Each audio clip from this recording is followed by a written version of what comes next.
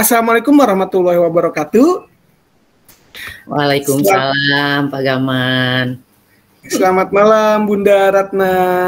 Selamat malam Pak Gaman. Sehat Pak Gaman? Alhamdulillah sehat. Bunda juga tentunya sehat ya. Selalu Alhamdulillah. dan rajin olahraga tentunya. Alhamdulillah. Tapi hati lagi sedikit mendung nih Pak. Kenapa? Iya nih Pak, saya pengen cerita sama Bapak nih. Boleh. Begini Pak, sekolah saya kan mungkin sudah lebih dulu ya melakukan PAS. Kalau di sekolah saya namanya SAS Pak, sumatif akhir semester gitu ya. Sekolah saya memang lebih dulu mengadakan PAS gitu ya. Saya sebelum melaksanakan SAS itu sebenarnya saya sudah memberikan kisi-kisi ke anak-anak saya Pak. Malahan sangat detail gitu ya, sangat detail sesuai dengan materi yang siswa saya terima selama 1 semester ini gitu ya. Tapi ternyata pada saat saya mengoreksi kemarin gitu ya, hasil SAS mereka, nilai yang didapatkan mereka itu tidak sesuai dengan yang saya harapkan Pak. Ada deviasi di sana ya, harapan dan kenyataannya berbeda. Ya, saya sedikit kecewa Pak. Karena memang tidak sesuai dengan yang saya harapkan gitu ya. Jadi kepikiran Pak, saya tuh jadi kepikiran kenapa ya anak-anak itu ya, padahal saya sudah memberikan materi ajar, video tentang video tayang materi gitu ya di dalam pembelajaran saya, terus memberikan kisi-kisi secara detail. Intinya saya sudah memfasilitasi mereka lah gitu ya. Betul. Perasaan saya sudah maksimal ya Pak ya, sudah semaksimal mungkin gitu ya.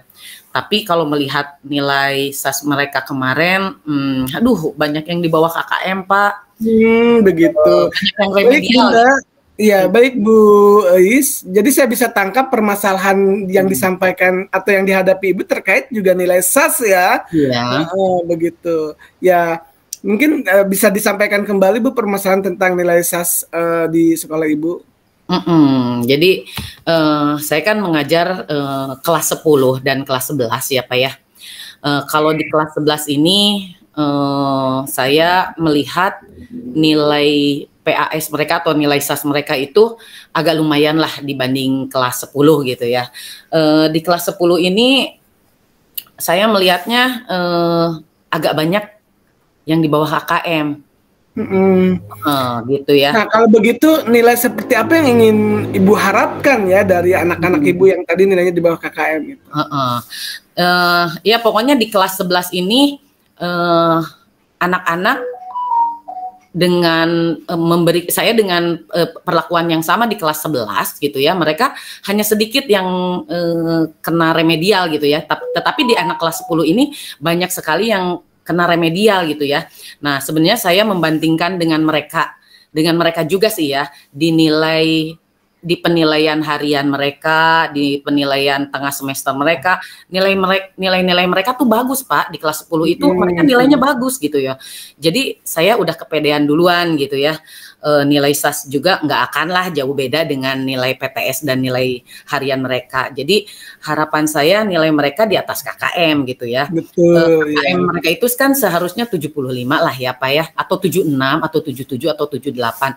Tapi realitanya mereka banyak yang nilai 70, 60, bahkan ada yang 40 Pak. Aduh seperti itu Pak permasalahannya itu.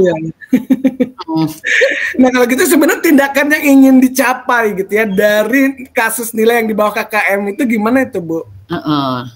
Iya saya Pak jadi berpikir ini kenapa ya, akhirnya saya mengajak ngobrol mereka Pak, mengajak ngobrol anak-anak gitu ya. Ternyata mereka mengeluhkan banyaknya materi atau banyaknya mata pelajaran. Mungkin mereka sih bilangnya begini, waktu SMP kan saya pelajarannya nggak sebanyak ini gitu ya. Kenapa pada saat SMA banyak sekali gitu ya. Terus rata-rata di dalam satu pelajaran itu rata-rata 5 bab gitu loh Pak.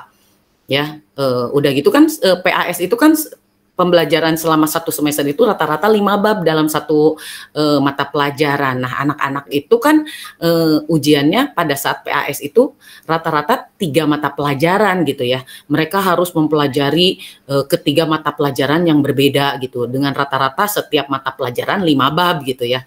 Terus kalau kelas 10 juga selain sebelum menghadapi PAS atau SAS, katanya mereka juga disibukkan dengan aktivitas proyek, Pak. Jadi mereka itu jadi sekolah kami itu akan melaksanakan gelar karya, Pak, sekitar tanggal 14 Desember. Jadi kendalanya di situ juga ya, karena memang nggak kurang fokus berarti mereka ya. Ya selain kurang fokus, jadi mereka merasa harus membagi waktunya gitu loh, membagi waktunya antara latihan atau kegiatan untuk proyek gelar karyanya nanti 14 Desember, terus dengan PAS. Jadi mereka merasa kurang persiapan aja katanya gitu sih bilangnya. Nah kalau begitu strategi apa sih supaya mendongkrak nilai dari siswa ibu itu biar pas KKM atau di atas KKM gitu? Iya, terima kasih loh Pak, saya tercerahkan dengan pertanyaan Bapak gitu ya. Strategi ya. Ya sebenarnya kan ada solusi ya dari betul, Pak. Kegiatan ini. Memang sih selama ini saya belum terlalu menekankan ya yang namanya pentingnya manajemen waktu gitu ya ke anak-anak gitu ya Pak. Karena anak-anak SMA ini kan belajarnya di sekolah mulai pukul 7 sampai dengan 4 sore ya Pak ya. Setelah itu sorenya mereka melakukan aktivitas lain gitu. Setelah pulang sekolah jam 4 itu mereka ada lagi harus ekstrakurikuler gitu ya untuk menuangkan minat dan bakat mereka gitu ya. Sehingga mereka pulang ke rumah juga dalam kondisi mungkin sudah lelah gitu ya.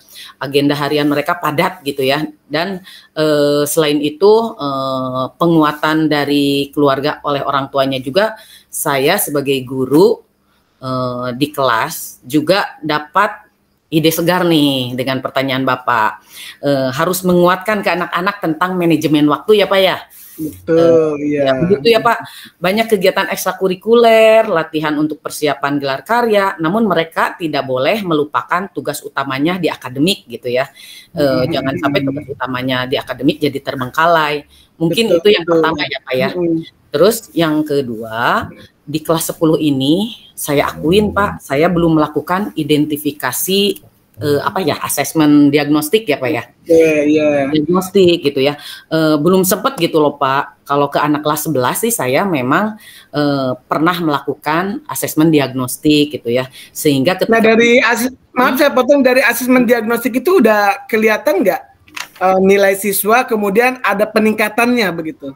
Belum Pak, justru saya baru melakukan asesmen diagnostik ini ke anak kelas 11. Nah, yang saya permasalahkan kan di sini anak kelas 10 itu saya belum memberikan asesmen diagnostik justru Pak. Oh, jadi itu sebagai bentuk rencana aksi gitu ya, melakukan asesmen diagnostik. Ya, saya belum melaksanakan asesmen diagnostik. Jadi di dalam pembelajaran saya menyamaratakan pembelajaran mereka gitu ya, tanpa melihat gaya belajar mereka. Mungkin ini penyebab kenapa nilai mereka itu agak banyak yang di bawah KKM gitu. Tapi ini tantangan juga ya Bu, tantangan juga agar dari dari pelajaran ini kan setidaknya kita lebih tertantang untuk mereka meningkatkan hasil belajarnya di atas KKM gitu. Iya Pak. Ya.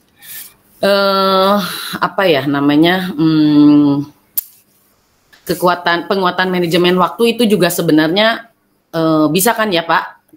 Mengingatkan siswa setiap kita di kelas gitu ya. Insya Allah lah nanti saya akan mengingatkan siswa kita pada saat pembelajaran di kelas gitu ya.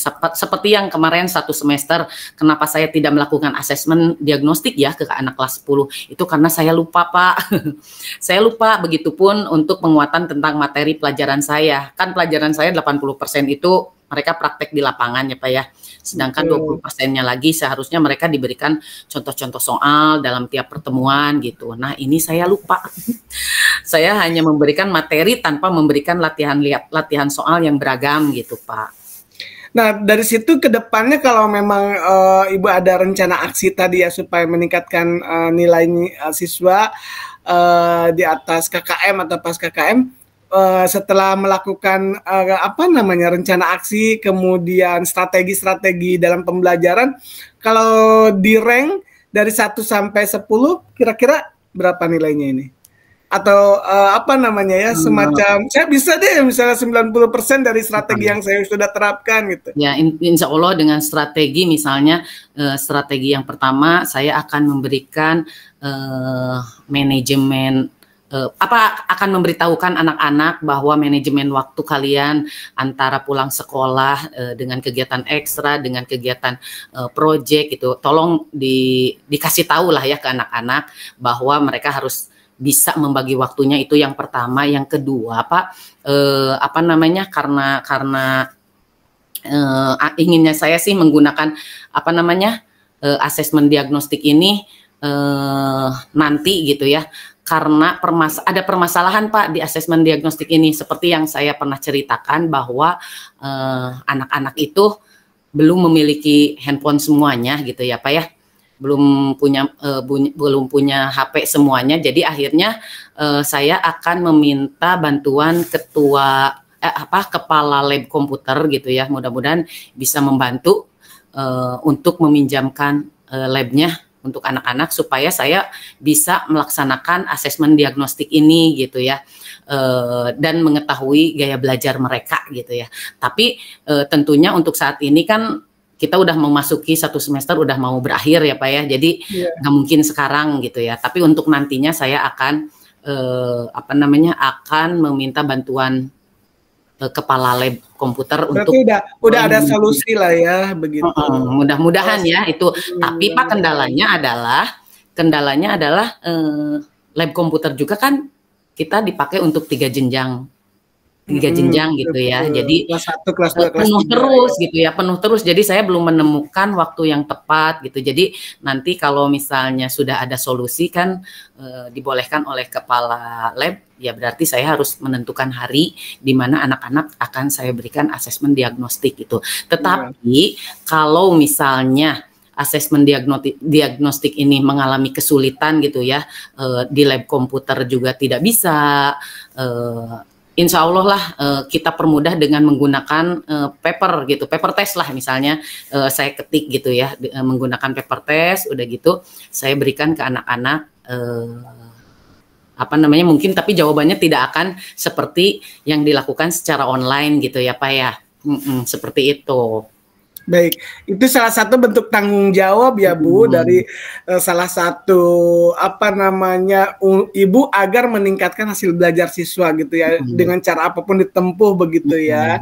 Mungkin kalau saya simpulkan dari permasalahan yang di Ibu terkait dengan SAS ya, atau di saya masih PAS, penilaian akhir semester tadi ya, bahwa siswa kurang fokus karena ada kegiatan P5 juga ya, waktunya akan terbagi.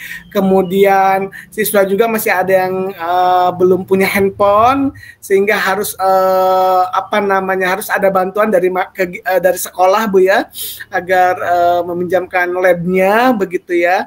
Kemudian Ibu luar biasa dengan strategi-strategi pembelajaran agar meningkatkan hasil belajar siswa dengan baik ya Bu ya, seperti itu ya. Dari tadi tujuannya sudah jelas, kemudian identifikasi siswanya sudah jelas, kemudian rencana aksinya sudah jelas, dan bentuk tanggung jawab Ibu ya, agar siswa bisa baik nilainya, begitu ya Bu ya, agar nilainya di atas KKM itu juga sudah Ibu lakukan untuk kedepannya lebih baik begitu ya. Dari 1 sampai 10 Ibu ngasih rank antara 8 dan 9 tentunya ya, di atas KKM ya, insya Allah ya. Barangkali itu saja mungkin ya Bu Isratna ya, untuk kegiatan kita hari ini. Selanjutnya mungkin kita tutup dengan bila topik walidayah. Wassalamualaikum warahmatullahi wabarakatuh. Waalaikumsalam. Terima kasih Pak. Sama-sama.